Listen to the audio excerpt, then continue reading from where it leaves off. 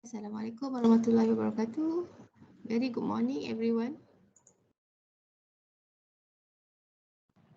Morning, doctor. وعليكم السلام دكتور. Good morning. Morning. So today we are going to learn a new chapter that is the ER, okay, entity relationship modeling. We know it as a NER modeling. But before that, I would like you to join this poll, so how you can join with the QR code and state how do you feel today.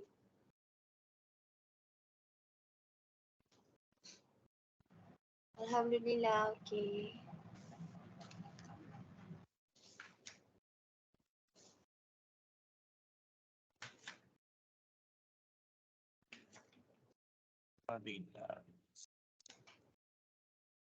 Okay, Alhamdulillah.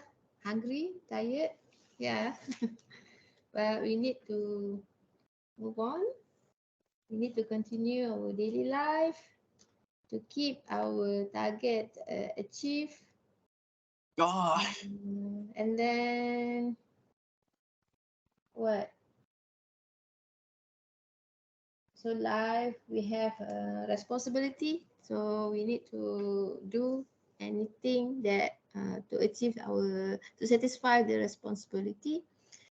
Okay, hope everyone is feeling good, with good health. Okay, miss her. uh, Excited to start the class. I hope it's true. Positive COVID, really?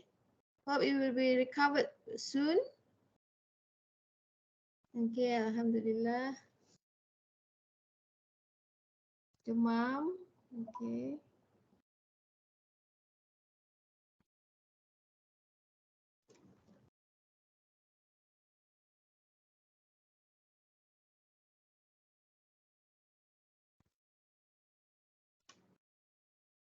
And what else? Good, feeling good. Mood Raya, not yet. We have several days to go before Raya. And today, this week, we still have a class until Thursday, right? So, and next week, only the day of Raya, Sunday is off, okay? But the lab will be on, okay, for next week.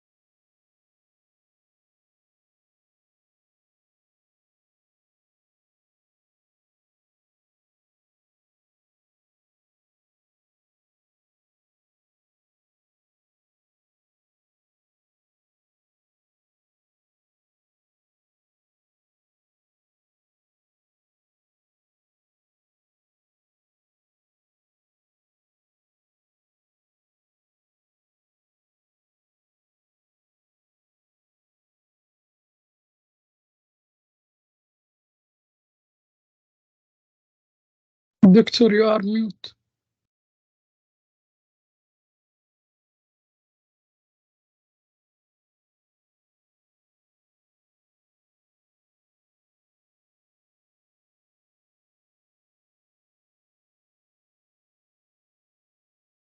Ada mic tak on.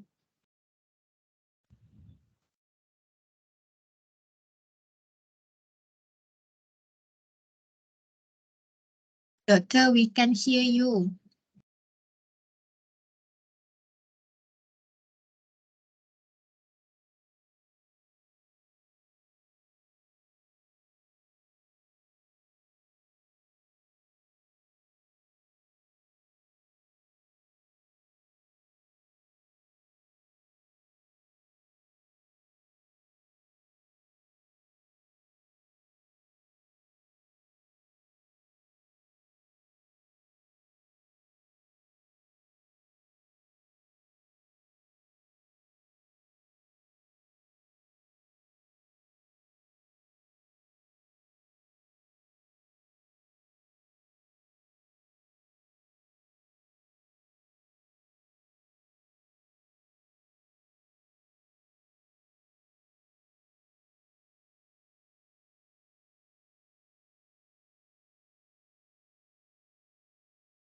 Madam, mic.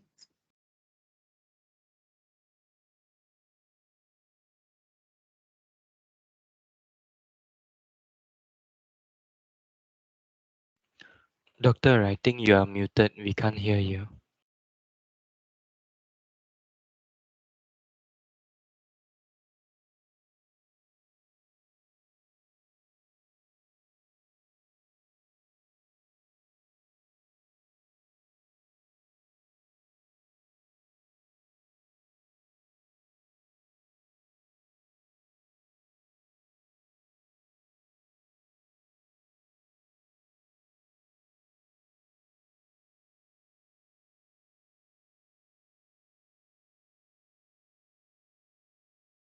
Doctor, we can't hear your voice.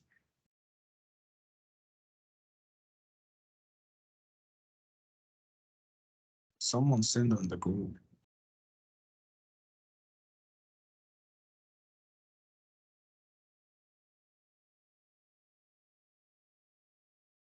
Oh yeah, sorry.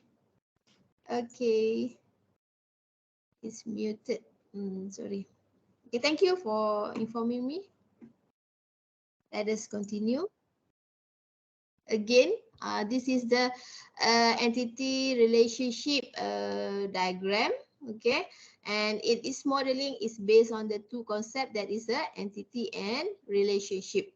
Entity and relationship. So this is entity, first entity, second entity. So whenever they have a relationship, so we can connect that two entities to become a ER model. Okay, ER model. And when we have entity, of course, we need to have its attributes or its features, attributes. This is an example of ER using chance. Okay, chance method. Previously, I already introduced to you two methods of chance and also Crawford's model. Okay, we will go through again later on. And this is an example of ER. Okay, student and also course. Okay, student entity and course entity. Student joins course. Okay, student joins course. So joins here is a relationship. Usually we name, we give a name to the relationship. Okay, so to make it easy to understand the situation. Okay, without the name, we do not know the relation between the student and course. So we need to name it. So student use to give it blank. Okay, so it is not a true way of developing an ER. Okay, you need to find the relationship and name it. Meaningful naming is very good to make the person or the viewers understand the situation by just looking into the ER. So here student is the first entity, course is a second entity, and they have a relationship name as joins. Student joins course. Of course, this is a situation. What will be the rule base? Sorry, business rule. Sorry. So a student may join a course. Many students joins many course. So it can go that further. Okay. And students have three attributes. That is attribute primary student number, and also email in this case, in this example. And for the course, they have the course title, the duration. So this is what is defined for this example of ER. Okay. So what I'm going to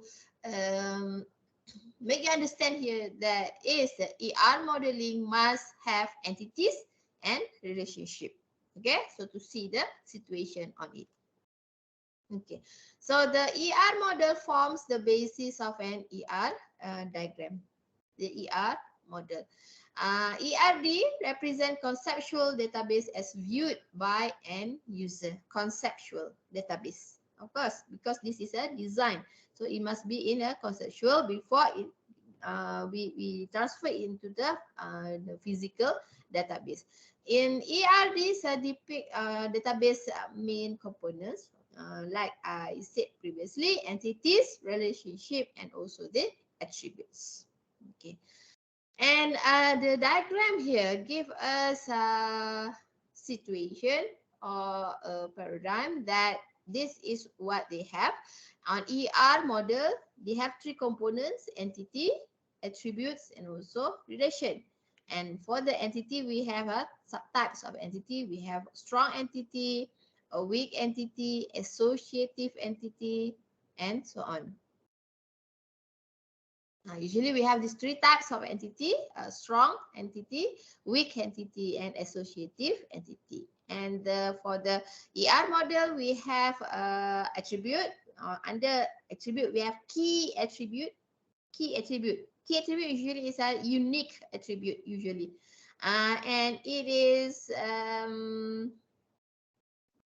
suitable to become a primary key. Okay, it is a candidate for the primary key. So this can be regarded as a key attribute. And also we can have a composite attribute. Like the more than one attribute is combined to be a composite attribute.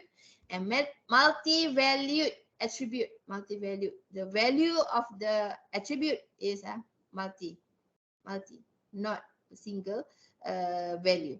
And derived attribute is it terbitan, or it is like computed or calculated attribute. Okay, later I will be explain this one together with the example. And the last component is a relationship. We have several types of relation. That is one-to-one, one-to-many, and many-to-one. Okay, and finally we have many-to-many. So this might be the same. One-to-one, one-to-many, or many-to-one, and many-to-many. Okay, this is the notation used. Okay, this is a common notation used to define the relation of the ER. Okay.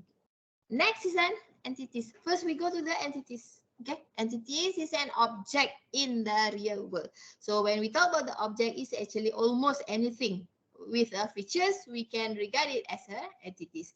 Again, an entity is an object in the real world with an independent existence that can be differentiated from other objects. Okay, an entity might be an object with a physical existence or with a conceptual existence. So physical existence of entities can be like a lecturer, a person, a staff, a car, a vehicle, a building, tree, whatsoever with a tangible physical existence.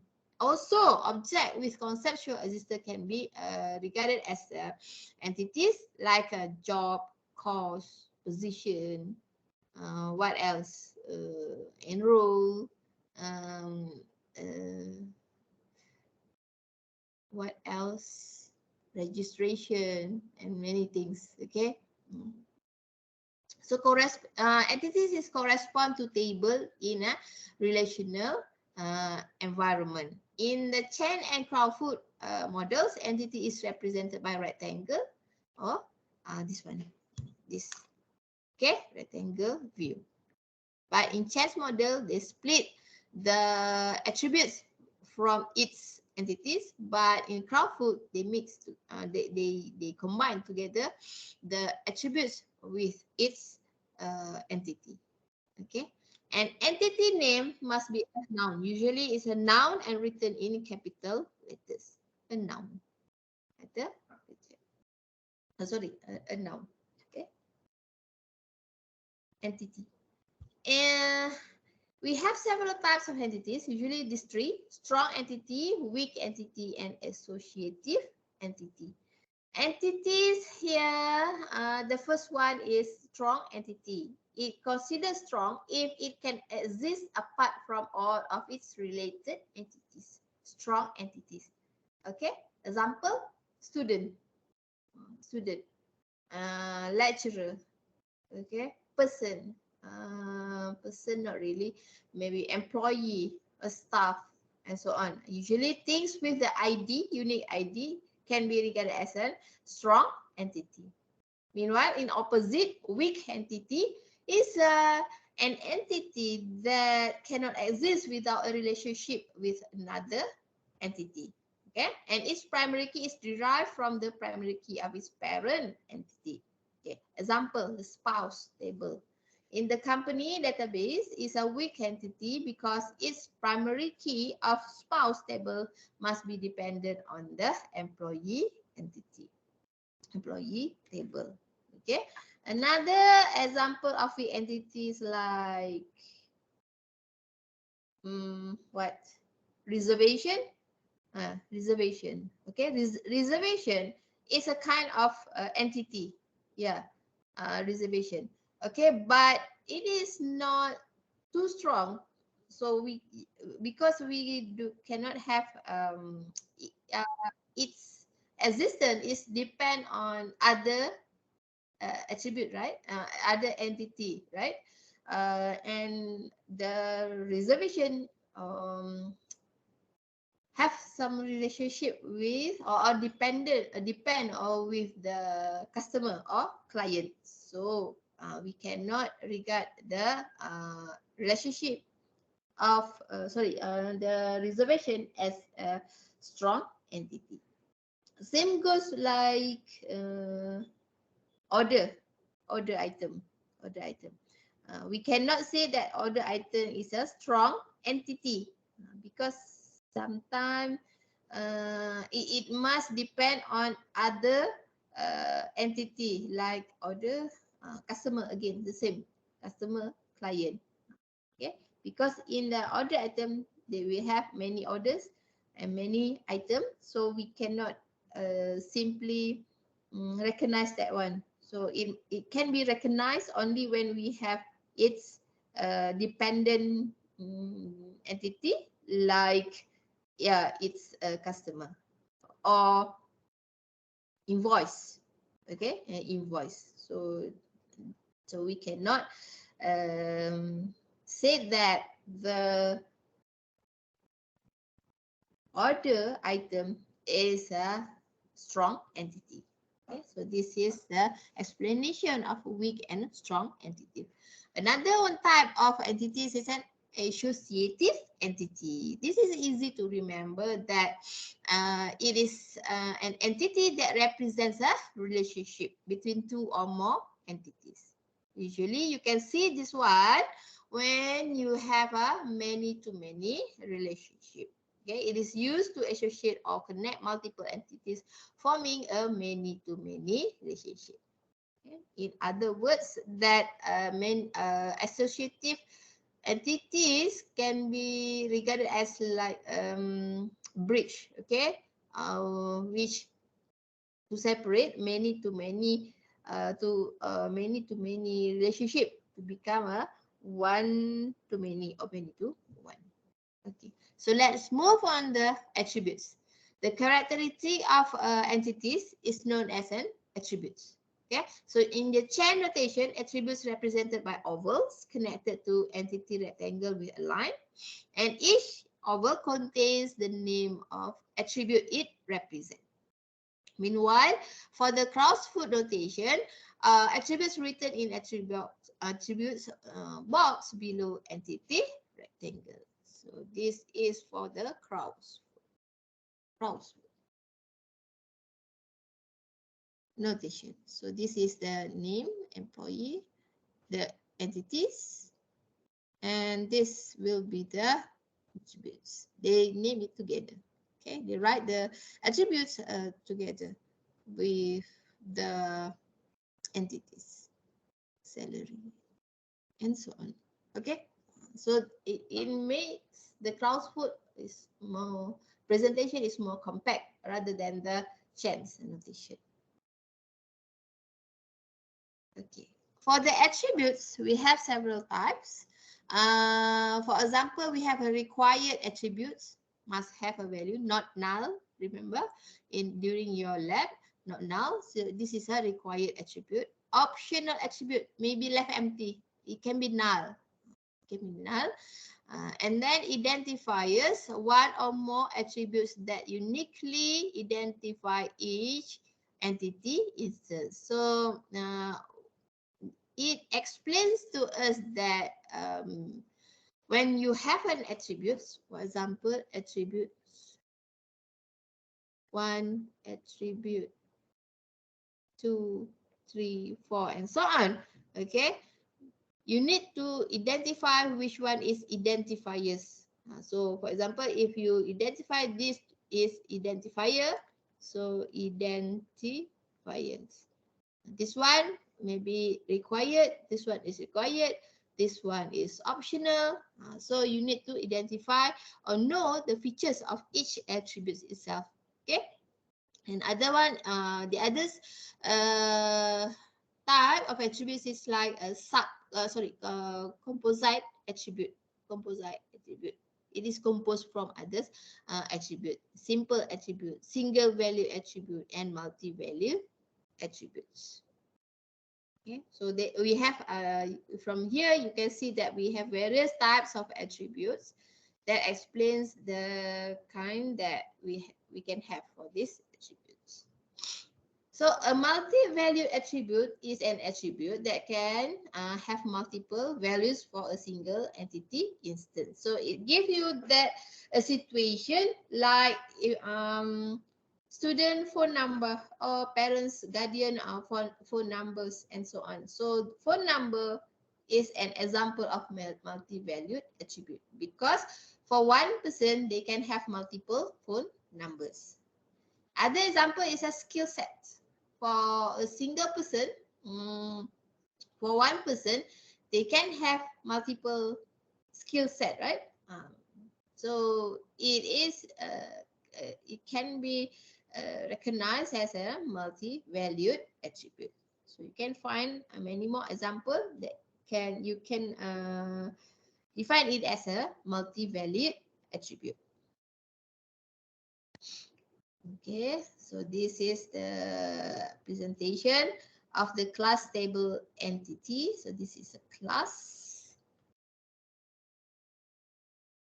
entity, components, and this content, and a multi-value attribute in an entity. Like here, a car color or dress color, and so on. When it is something to do with the color, so it can be defined as a multi-valued attribute in an entity, because for one a particular object they may have multiple value for that, but okay, for that attribute.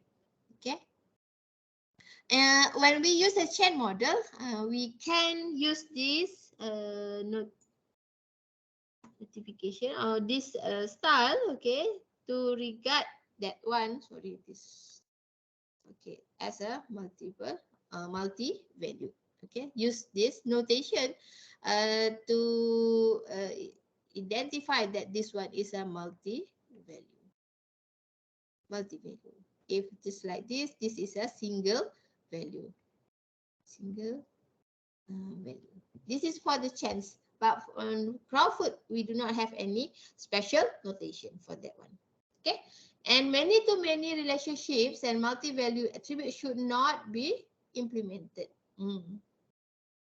It should be avoided, many-to-many relationship and multi-valued attributes. Okay, because it's create. So how to avoid that one?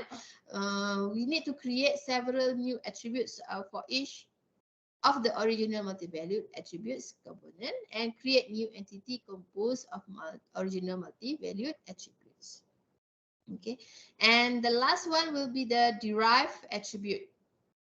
Derived attribute is easy to recognize. The value may be calculated from other attributes. Okay, so remember this one during the last week lab. You have salary in your database, right? You have salary. But then when you make a query, the managers ask you of the annual salary. Remember, annual salary. But annual salary is not in your database. It's not in your database, not here. So what you do is you know how to calculate the annual salary. So we calculate salary multiplied by 12. So you have annual salary. But then this calculated value or derived attribute is not physically permanent in a database. It's not physically stored within the database. So it is a derived attribute. Okay. So what's pros and contras when we have this derived attribute? If we store the there is an advantage if we store the value of the derived value. It saves CPU processing times and also data access. And when we store in the database, it makes the data value is readily available. Readily available means we just pick it up. No need for another calculation and so on. And can be used to track of historical data. But if we not store that one, it saves the storage space and computation always yield current value. It means that, well, for the previous example, we have salary and annual salary. Annual salary. So it's like this. In one situation, you just store the information of salary. Or you can also save this two values of salary, annual salary. But then you know that this is can be derived from the salary. So, but you have an option. You can store it, or you did not store the derived attributes. Okay, both have a advantage and also have a disadvantage. Disadvantage, if you store the value, it requires constant maintenance to ensure derived value is current, especially if any values in the calculation change. But if you are not stored in it, the disadvantage uses CPU processing cycles, increase data access time and complexity. Okay, that is the situation. And another one, this is a notation, special notation used to define the derived attribute. So when you see this dotted line, not dotted hash lines, okay, this is for the derived attribute. Previously, this one is for multi-value. So it gives us that the Chen model is more presentative, like it gives for each category, they can provide the special indication for that one. But for the Crowdfoot, we cannot see any special indication for derived and also the multi-value. It just give special indication for primary key usually. Okay, primary key or the keys used in the entities. Okay, we already learn about the entities the attributes. Now is the time for the relationship. So association between entities is known as a relationship. The participant are entities that participate in a relationship. So the relationship between is in two ways or both direction. That's why you can read from right to left or left to right reading. And it can be classified as a one-to-many at a single stick.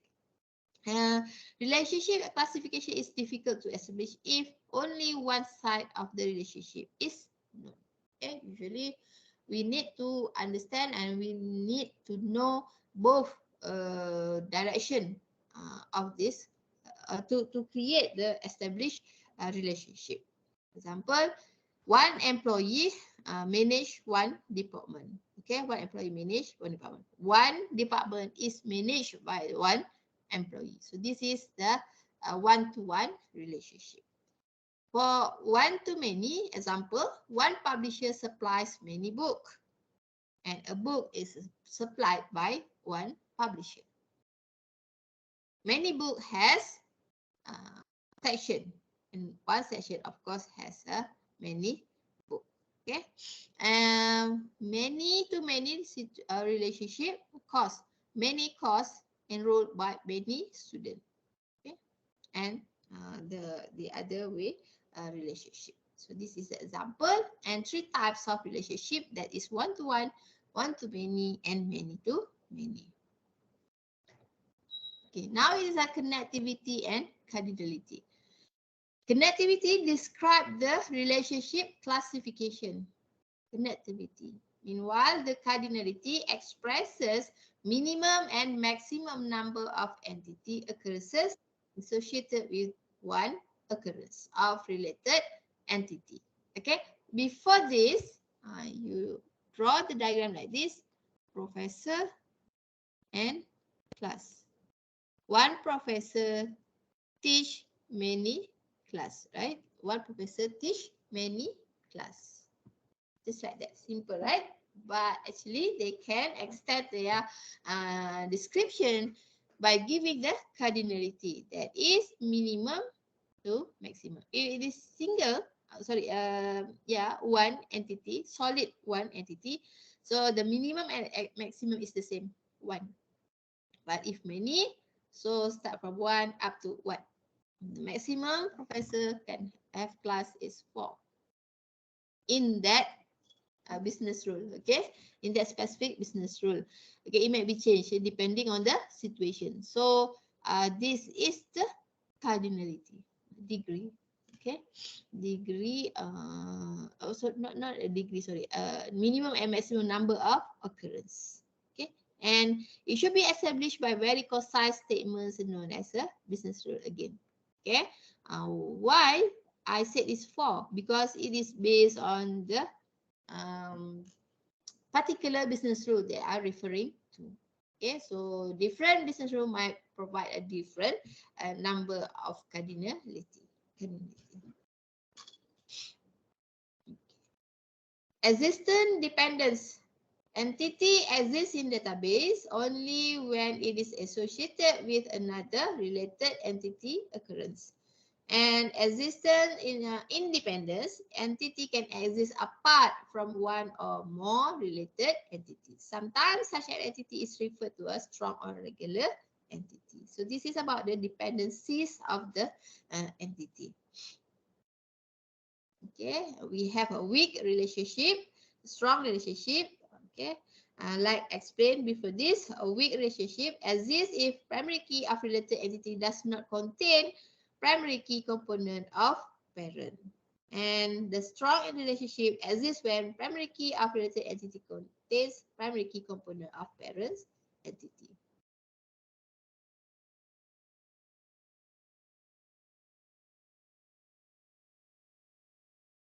It's like vice versa. Is that true? Weak relationship exists if primary key of related entity does not contain primary key component, does not contain primary key component of parent. Macam terbalik kan. Strong relationship exists when primary key of related entity contains primary key component of parent. Oh yeah, yeah.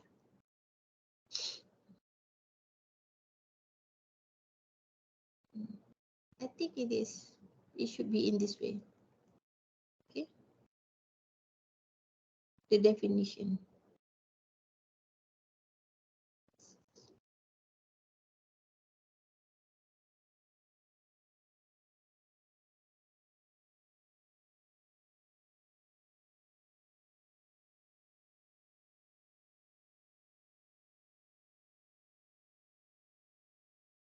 Okay. Balik. So a weak non-identified relationship between course and class. Example. Okay, so this is an example. ER from the course generates class. Okay. Here, weak non-identifying relationship is described in this diagram. For example, here course code primary key for the course is used here and is connected to entity class using the class code. So they just use one key, okay, single key class code.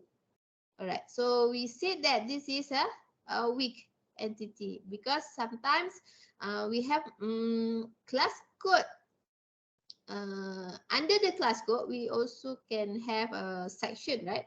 Section. So sometimes class code cannot identify the course code because we have various section under the one class. Okay. So it described to us that this is a weak relationship. It can recognize, the class can recognize course, but the relationship is not very strong.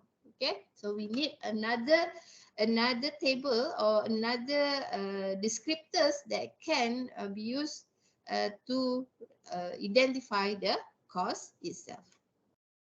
So like this, when we combine the class with the course code with the class section, okay, to generates the course, so it has a more stronger relationship.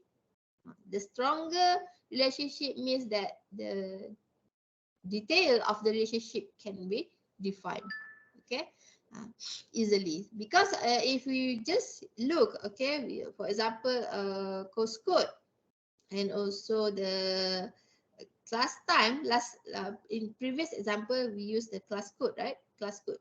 We do not have a special class code, but our class, your class is BIT 20803. So this is a course code. Course code. Okay. Course code. How to define this class? Okay, we have a course code. Okay, course code. My bad.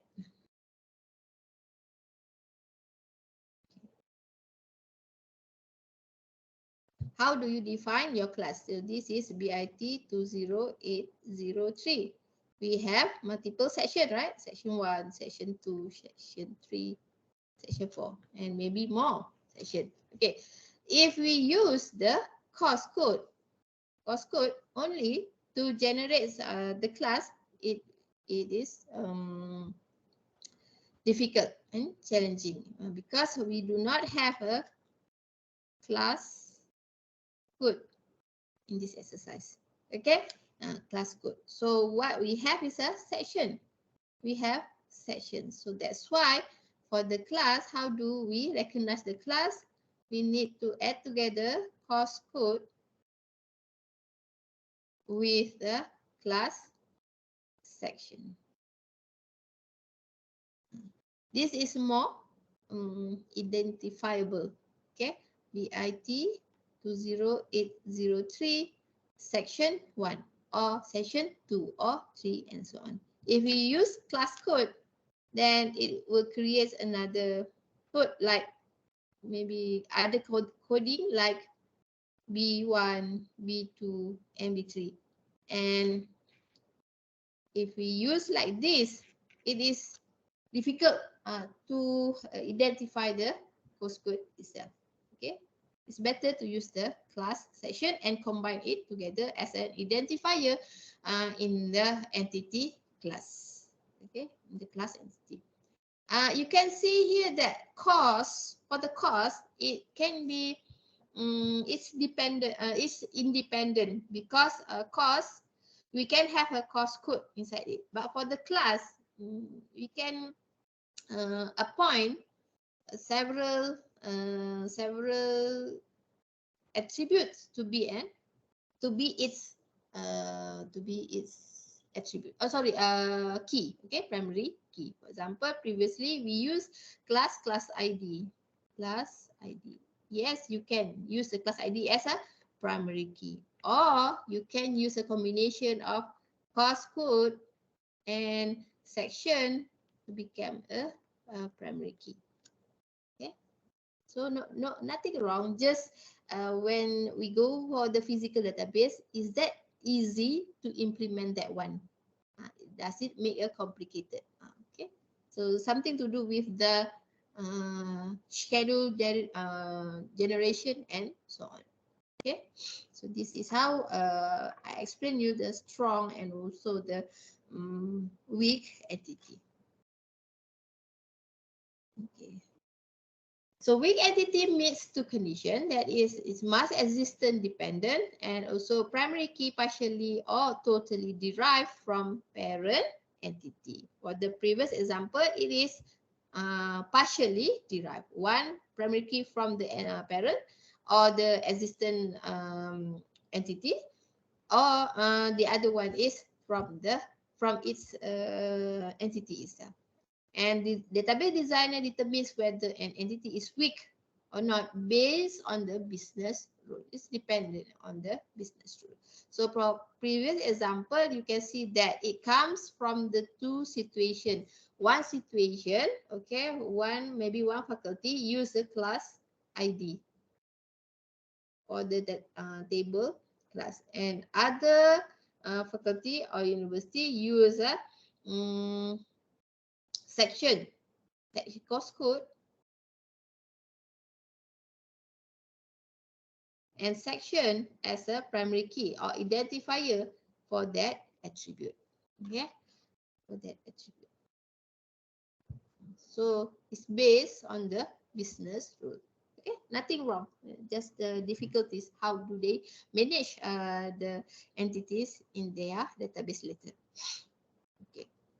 So this is a weak entity in an ERD based on the chain model and Clausewitz model. So you can see one employee has dependent, okay, in the change model. So this is the cardinality, optional, 0 to many, and 1 to 1. One employee can have one dependent only.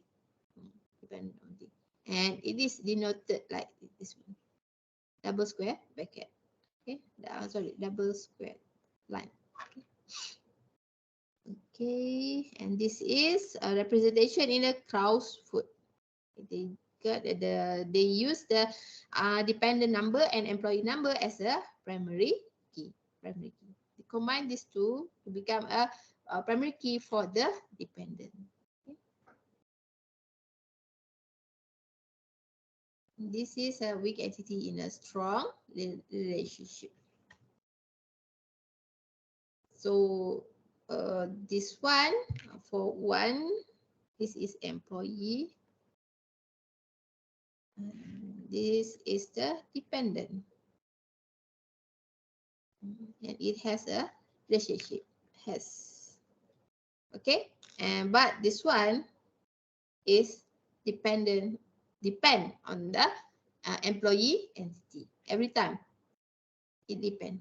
Means that dependent is not there if the employee is not created.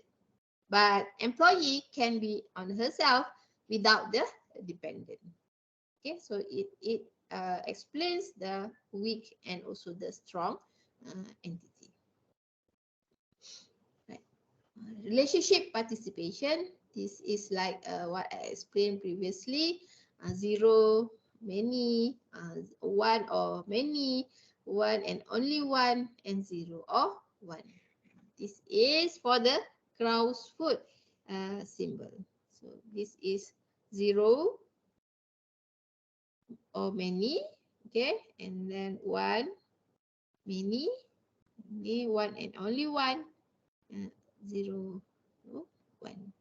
Okay, so this is the symbols used to describe the relationship participation. Okay, okay, so this is another example. Course generates class. One course generates only at minimum 0, no class, up to many class, and it's not defined.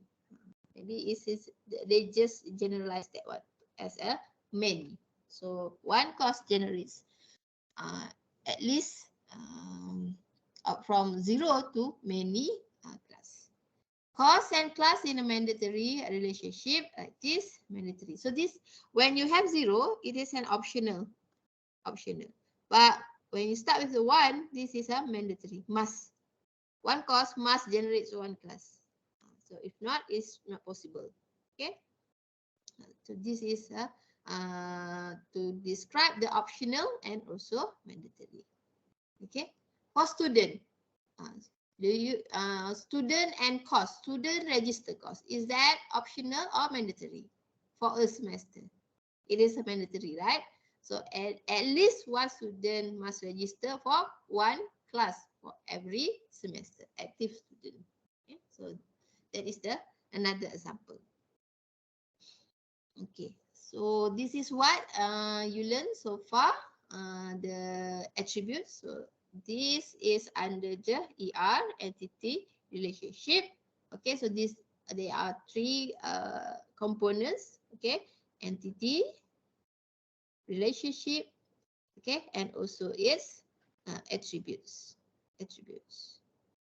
Okay, so this is for the entities, entity type. We have a strong, a weak, and also associative.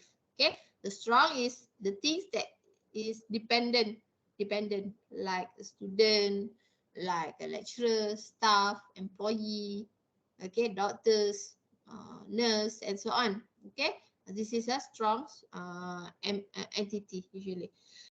Client and so on. Meanwhile, for the weak entity, it is something.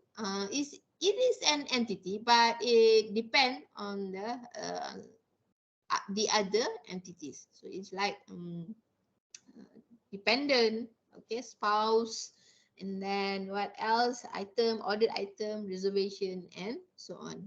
So it cannot be by themselves. Okay, it must depend on other entities to make it there exist. Okay, and the last one, entity type is associative. This is something to do with many to many relationship. Okay, usually it's known as a bridge between two entities. To connecting many to many entities relationship. Okay, so for the attributes, the particular is like identifier, partial identifier. We have also optional and attributes. We have derived attribute, multi-valued, and also composite.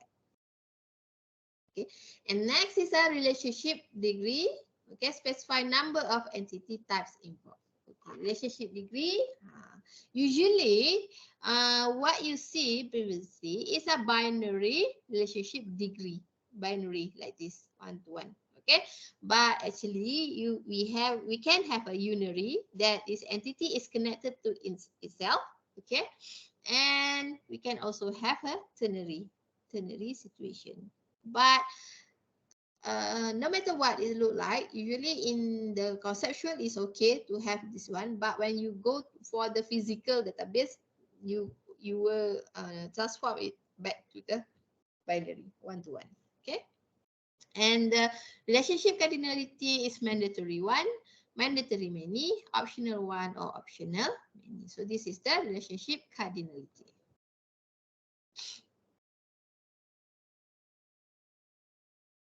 Okay, entity, this is strong entity, attribute, relationship, weak entity, Multi-value attribute and also weak relationship.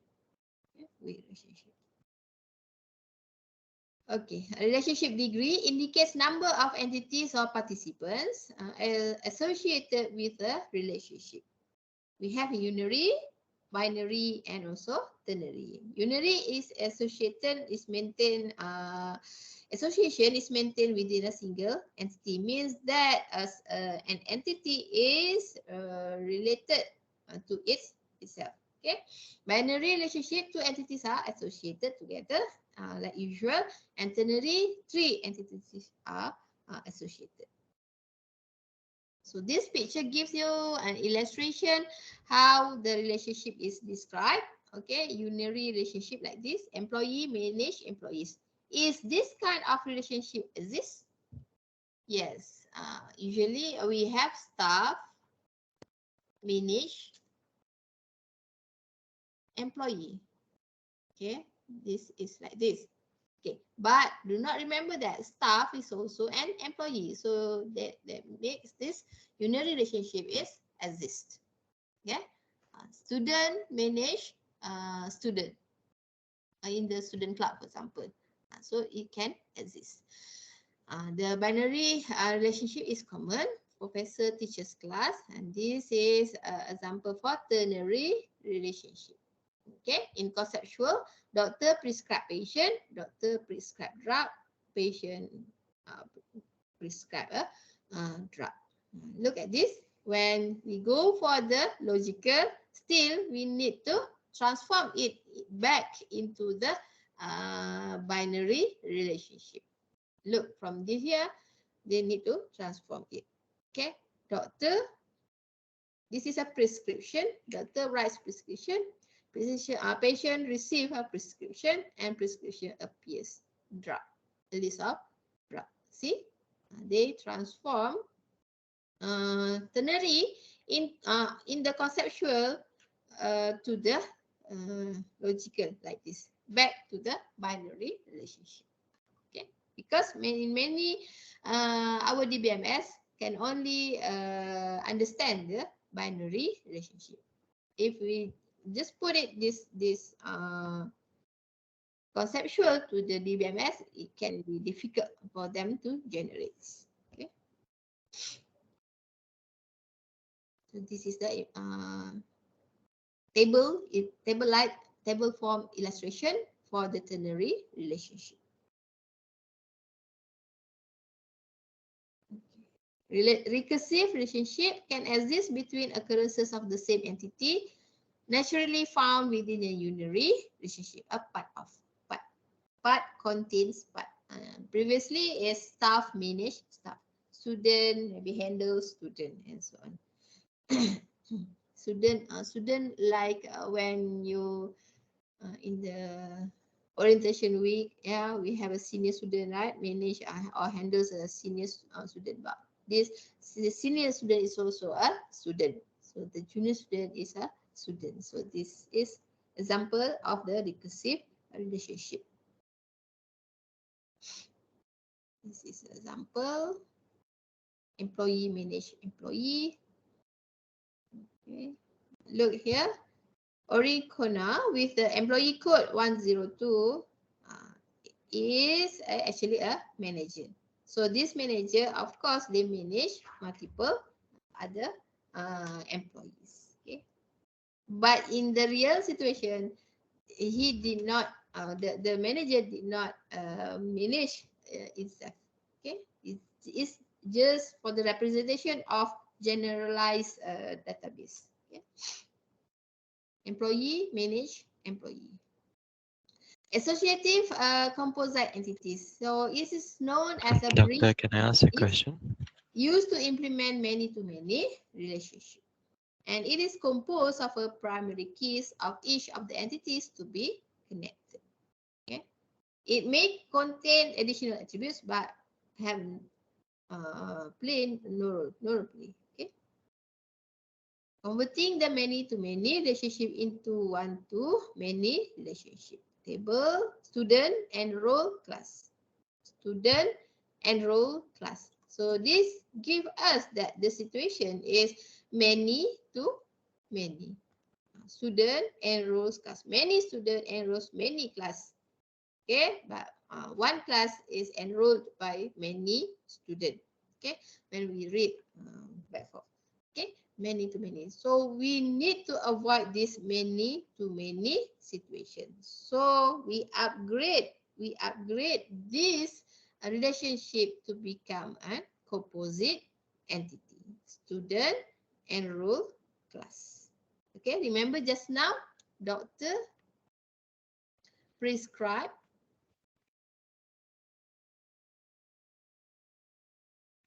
medicine, yeah, for the patient. Okay, doctor describe patient, and this one drug, and then this one many students can prescribe many medicine to the patient. Okay, and doctor prescribe many drug, many doctor prescribe many drug to the patient. So same goes like this one. So they come out, they upgrade the relationship prescribed as a composite entity. So this is a prescription. Okay, and they have a doctor writes prescription. Okay, like this. So they upgrade the relationship to become a composite entity. Composite entity like this.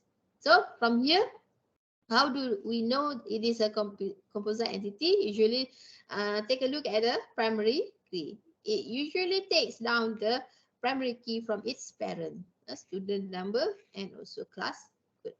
Okay, class code. You can have enroll ID like this, but remember when we use like this, it is difficult to connect these two. See, when you have an enroll ID, it creates another ID, but we cannot detect this one is from which student and which class code.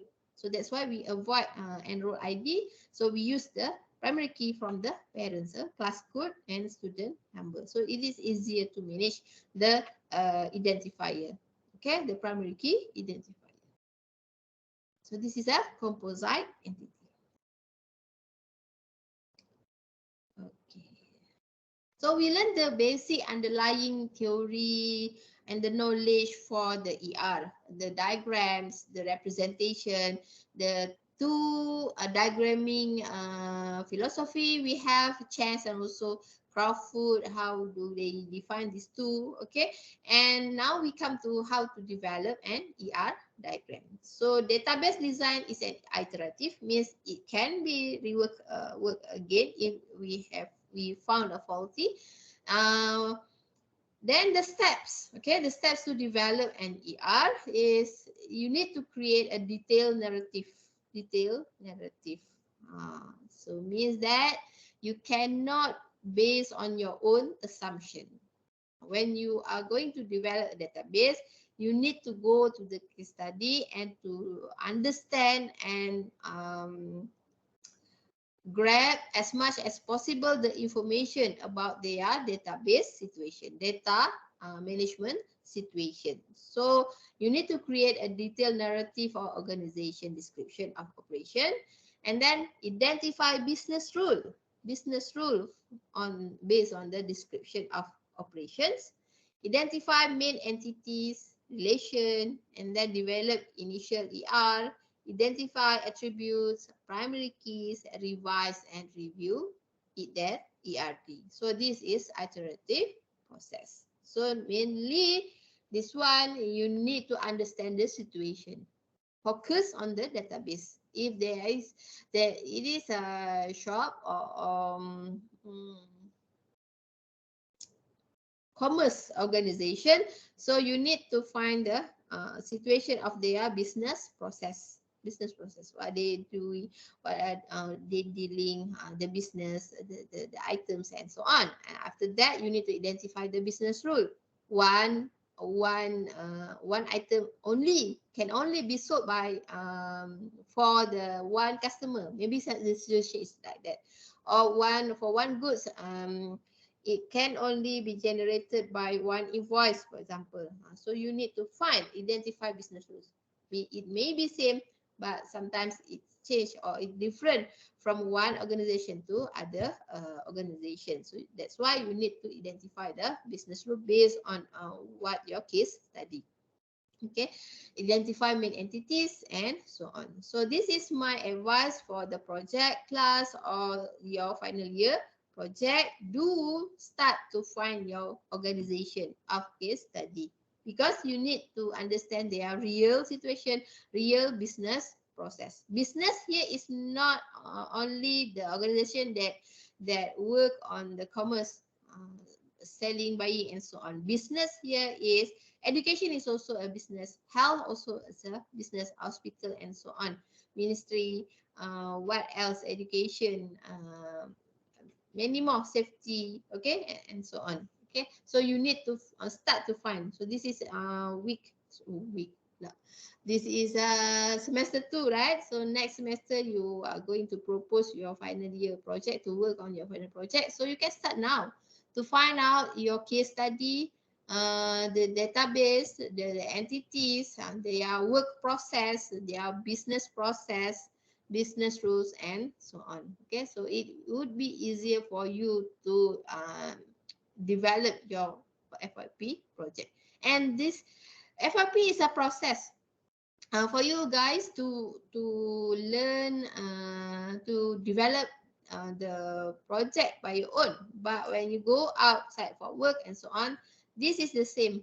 The idea is the same. Just the way you work on it is different, but it is the same. It must be on the real situation, and the connection, the relationship must be true and correct. If not, so the system will not be as good as it is intended. Okay, so developing an ER diagram. So this is the actually there is a text on this example. Okay, later on I will scan it and share to you. Okay, this is the derived, or sorry, this is the developed ER for the situation, but the case study I forgot to include in the chapter. Later on I will scan and share to you. Okay, the situation of this one. So this is the ERD segment for the tiny college. Okay, they have a professor, they have entity, they recognize several entities, a professor, school, department, and professor and school is connected using this relationship. Dean, okay, professor is dean of the school, and school operates the department. Okay, the department offers the course, and the course generates the class. Okay, and the other situation, professor employs department, professor chairs a department. Okay, professor also teach a class, student enroll a class, department has a student, and so on. So actually they come from the business rule, and when they connected all together, they become like this. Okay, but this one they use the UML class diagram. This is something not really differs between the ER with the UML just on its presentation. Okay, so can you see the whole story explains us that professor is dean of a school, and then professor chair the department has a student, department has a school. Okay, department offer the course generate class generate room located in the building. So this is the situation. But here student enroll. Okay, enrolls here. So this is many to many actually. You can see that this is many to many. So I can say that this table is not normal yet, not normalized. Because we can see many to many relationship. Okay, like this. Like what? Like this, I can see one. Okay, like this. So later in other chapter, we will learn about this data normalization. Okay. All right. Database design challenges, conflicting goals. So database designers must make design compromise. The design standard, processing speed, information requirements. So important to meet the logical requirements and design convention. So design is of little value unless it delivers all specified query and reporting requirements. Okay, so this is database. The challenge you will face during the database design. Sometimes the design is differ from the physical, from the real one. For example, student for the final year project, they do design like this ERD, but whenever they transfer to the database DBMS, oh, it's not happen. So you make a changes. So this is how we explain the conflicting goals and the challenges. You need to redesign back based on what has been developed. Okay, for the designers. Okay, like this. Okay, various implementation of the one-to-one recursive relationship. On the first implementation, they just use the employee. Okay, second implementation, they split employee with the merit, okay, single employee and merit employee. And then the third implementation, they do some more changes. They have a marriage partner, merit partner, and employee. So like this. So you can see it is not a one-time process. Sometimes it's changed because real life situation sometimes is difficult to model. Okay.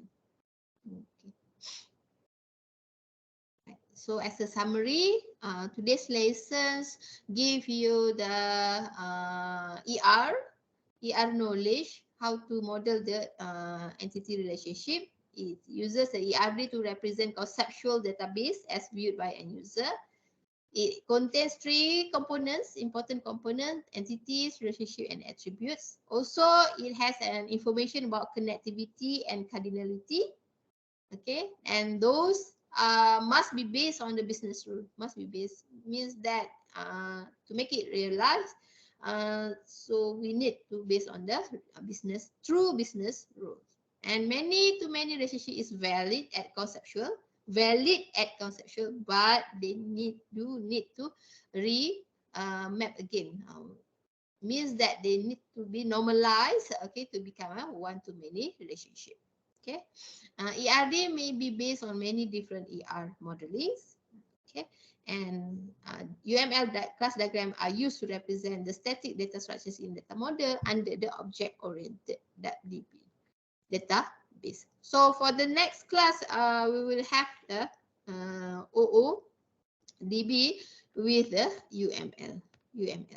Okay, since the next class is holiday, so I will record this one and share to you. Okay, and for your reading. Okay, so you can watch that one. Okay. Connectivity. So this is the same. Okay. Example, another example. Okay, you can find more example in the web. Okay, but the thing is whether it is true. Okay, how true the given example to your case study. But sometimes you can mimic the structure. You can understand the structure. Okay. And there is two exercise given. Okay, you can try. Usually for the examination, it's like this. Either you are given the ERD and then answer the question based on ERD, or you are given the case study and you are required to create the ERD. Okay, so you need to follow the steps. Identify the entities. Okay, like this: customer, orders, transaction, maybe items. Okay, written item, so on. So find the relationship, find the cardinalities and attributes. Okay, from that exercise 1 and exercise 2. So create an ER based on the following business rule. Each applicant can submit one or more application for a year. Okay, each application is submitted by only one applicant. application. Applicant submit application. Okay, so you can draw the ER. Each school can be associated with one or more applications. So each application is associated with only one school, and so on. And then you can draw the diagram individually for individual situation, and then look back whether they can be connected. So this is another way to draw the ER. Okay, so that's the end of this lesson, today's lesson. So for the next part will be the class diagram by UML. This is another way. Because like this, for the final year project, okay, final year project, students usually have two methods to design their project. Two methods. So first one is structured, and second one is object oriented. So this is your project. The project may be software development. Yes, the project is software development or research based. So research based is exclude. So there is their own method. Okay, but for the software development, you can have two, whether it is a web based application or what else? The one apps or apps development. Okay. These two can be developed by using structured or object-oriented. So if it is structured, so for the design, okay, you are required to make this using these two diagram. Okay, structured, we have a DFD, okay, and also ERD. If object-oriented, so there goes UML, use case, sequence diagram, historic, what else? Activity diagram, and so on. The other one is class diagram. Okay, this for database. This one to model your process or modules. Process. So that's why in this class I need to cover the ERD if student use the structured, and class diagram is student use the object oriented. So you know that for design part you need to choose either one. So the selection usually based on the programming language. If you program it using HP, usually it falls under the structured. But if you use a Java and so on, and then other programming language under the object-oriented, so object-oriented design should be selected. Okay, so this is my explanation on the final year project. As a preparation, okay, even though now you are still in year 2, but it's not too far for you to start to prepare your final year project. Okay, because it takes time, so okay, effort for you to develop that one. Okay, the project. Okay, guys, any question?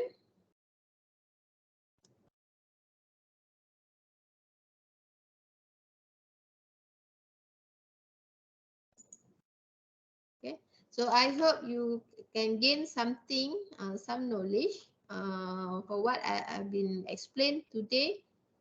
It is about the ER, okay, about the ER, how we properly develop the ER, and how the ER actually can be changed whenever whenever it moves from the conceptual to the physical.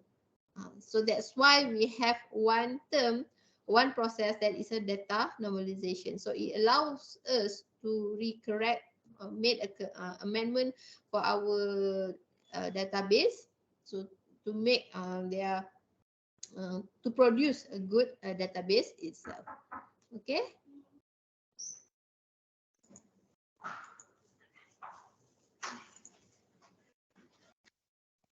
Okay, doctor.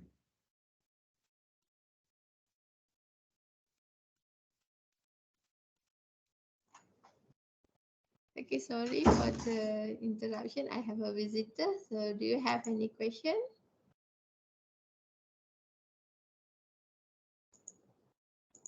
No, thank